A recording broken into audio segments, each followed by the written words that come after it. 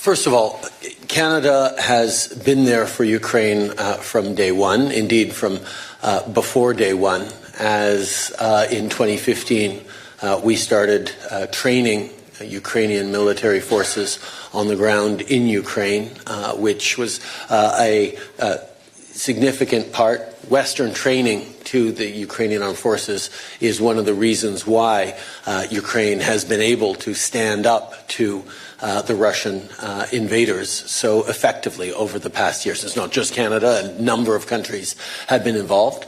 But for historical reasons, Canada having the second largest diaspora of Ukrainians in the world means that we felt deeply connected to Ukraine, but we also believe deeply that it's not just about Ukraine.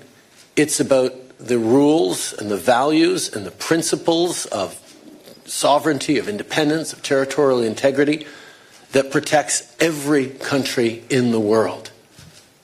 All of us rely on those rules to be able to build peace and security. And we know that with the world changing, we're all going to have to do more around peace and security. One of the key themes that we heard today, as we've heard from many, many partners around the world in NATO and elsewhere over the past number of years, is people are going to be doing more on defense.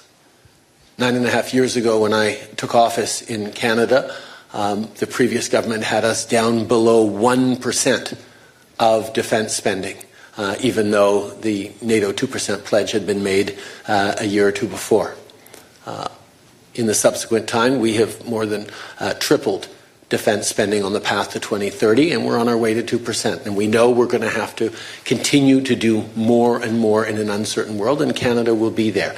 As to how we will be there, we will work with our neighbours on it, but everything is on the table because we need to make sure that might no longer makes right in this world. That's what has led to 80 years of incredible stability and prosperity, not just in Europe, but around the world, because of the institutions we built out of the ashes of World War II. And standing up for those institutions is in the best interest of every single one of us. Now, as a collection of different nations, we will have different perspectives from time to time on the best way forward, and those will be worked out in forums like this or at the G7 forum or elsewhere. But we are united in our values. We are united in wanting to see peace and fairness and prosperity for all our citizens, and that's what continues to drive us forward. Le Canada va toujours être là pour l'Ukraine. On est là depuis les débuts. On va continuer de l'être et on regardera comment on peut mieux aider dans les années à venir, parce que défendre l'Ukraine, c'est pas juste défendre l'Ukraine, c'est défendre les principes et les valeurs qui nous protègent tous.